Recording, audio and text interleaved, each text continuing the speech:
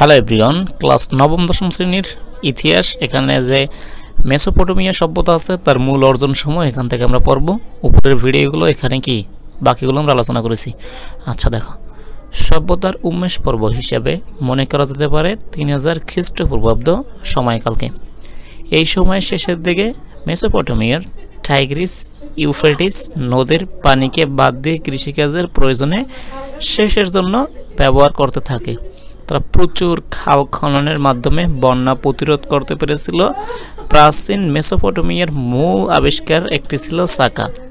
তারা চাকার ব্যবহার আয়ত্ত করা, সেখান থেকে ফসলের গাড়ি চলার জন্য রাস্তা তৈরি করতে হয়েছিল। নগরের মধ্যে নির্মিত বেশিরভাগ রাস্তা ছিল প্রশস্ত। আচ্ছা, এরপর কি আছে দেখো, কৃষি ও পশুপালন।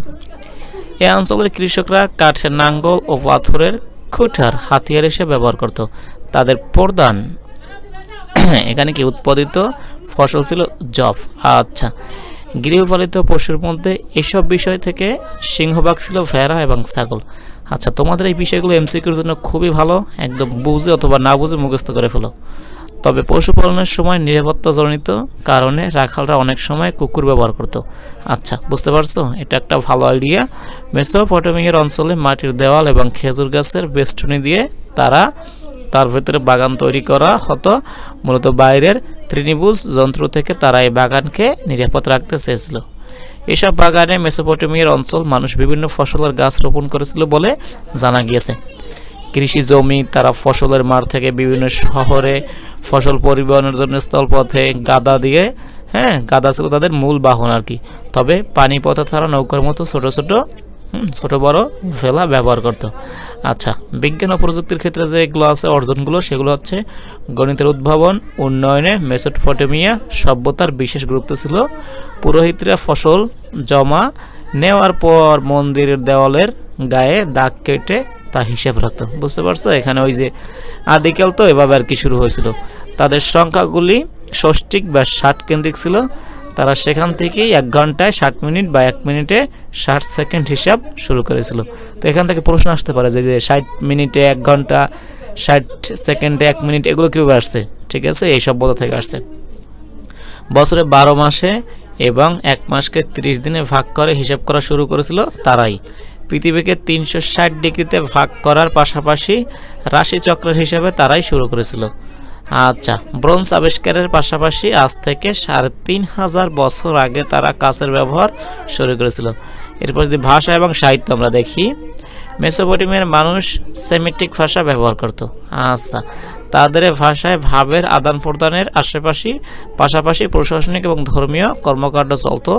এই ভাষার জন্য তারা কিছু অর্থবোধক ছবির মাধ্যমে একটি আদিম লেখন পদ্ধতি উদ্বোধন করেছিল। এটা হচ্ছে চিত্রকর্মী। এই পদ্ধতিতে কাদামাটির উপর নলখাড়ার সূচল মাথা দিয়ে লিখে তারা শুকিয়ে নিত। আনুমানিক 5500 বছর পূর্বে লিখিত বর্ণমালার দলিল পাওয়া গিয়েছে মেসোপটেমিয়া থেকে। তারা নিজস্ব ভাষায় গিলগামেশ নামের মহাকাব্য রচনা করেছিলেন। একটু নামটা মনে রাখো। তারপর হচ্ছে নগর কি ছিল? নদীর তীরে অবস্থিত মেসোপটেমিয়ার সিংহভাগ শহরের কেন্দ্র ছিল দুর্গবেষ্টিত। দুর্গের দেওয়াল ছিল রোদে শুকানো ইট দ্বারা নির্মিত। এই ইটগুলো পোড়ানোর ক্ষমতা তখন আয়ত্তে আসেনি তাদের। বিশেষত ইউরোপ শহরে 600 মাইল দীর্ঘ দুর্গ ঘেরা একটি অঞ্চল আবিষ্কার করা সম্ভব হয়েছে। প্রত্নতান্ত্রিকদের ধারণা কিংবদন্তির বীর রাজা গিলমেশ এই দুর্গ নির্মাণ করেছিলেন। আচ্ছা, এই সময় নির্মিত বেশিরভাগ নগরে তোরণ ছিল। প্রতিটি তোরণের সামনে শক্তিশালী সেনাবাহিনী পাহারা দিত। আচ্ছা, তারপর কি দেখো, আইন ও বিচার।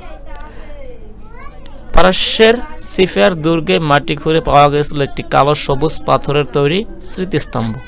এই পাথর সংকলিত হয়েছে প্রখ্যাত হাম্মুরাবির আইন। আচ্ছা, বর্তমানে পাথরের স্তম্ভটি প্যারিসের লুব্র জাদুঘরে সংরক্ষিত আছে। এটি প্যারিসের একটি বিখ্যাত জাদুঘর। 8 ফুট উঁচু এই পাথরের উপরে অংশে আছে একটি ভাস্কর্য। এই পাথরের নিচে লেখা হয়েছে 282টি আইনের ধারা।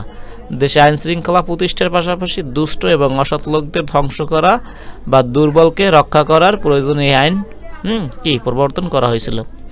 ধর্ম। প্রাচীন মেসোপটেমিয়ায় অঞ্চলে মানুষের প্রাথমিক ধর্মবিশ্বাস ছিল ঐহিক বা পার্থিব।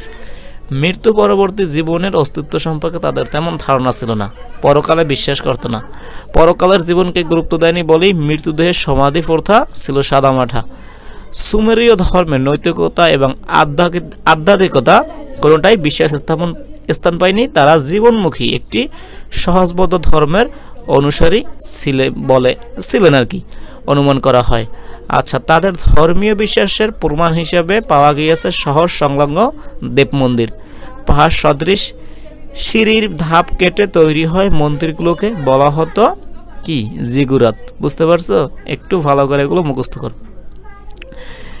প্রাচীন মেসোপটেমিয়ার মানুষ সূর্য দেবতা শামাস, বৃষ্টি, বাতাস এবং বন্যার দেবতা এনলিল, পানির দেবতা এনকি এবং প্রেমের উর্বরতার দেবী ইনা ননা তথা ইস্তার, প্লেগ রোগের দেবতা নারগলের আরাধনা করেছেন। দেবদেবের উদ্দেশ্যে এরা তেল, মাখন, শাকসবজি, ফলমূল, খাদ্য প্রভৃতি উৎসর্গ করত। তাদের প্রধান ধর্ম মন্দির জিগুরাতে থাকতেন তাদের পুরোহিত রাজা। ওখান থেকে তিনি পাতেজি ধর্ম পরিচালনা করতেন। আচ্ছা, পাতেজি মেবি। আচ্ছা, রাজনৈতিক বৈশিষ্ট্য। বিভিন্ন সময় বহিঃশক্তি এই সভ্যতাকে আক্রমণ করে পর্যদুস্ত করেছে। প্রতিবেশী রাষ্ট্রগুলোর পারস্পরিক প্রতি আক্রমণের মধ্য দিয়ে রাজনৈতিক ইতিহাস অবতীর্ণ হয়েছে। তাই এই অঞ্চলের জাতিসত্তা ছিল বিভিন্ন শ্রেণীর মিশ্রণে গড়া। এরা সামাজিক এবং অর্থনৈতিক জীবন গড়ে উঠেছিল সময় এবং স্থান ভিত্তিক কিছু আলাদা ধারায়। আচ্ছা, আমরা পরবর্তী ভিডিওতে সিন্ধু সভ্যতা নিয়ে আলোচনা করব। Thank you.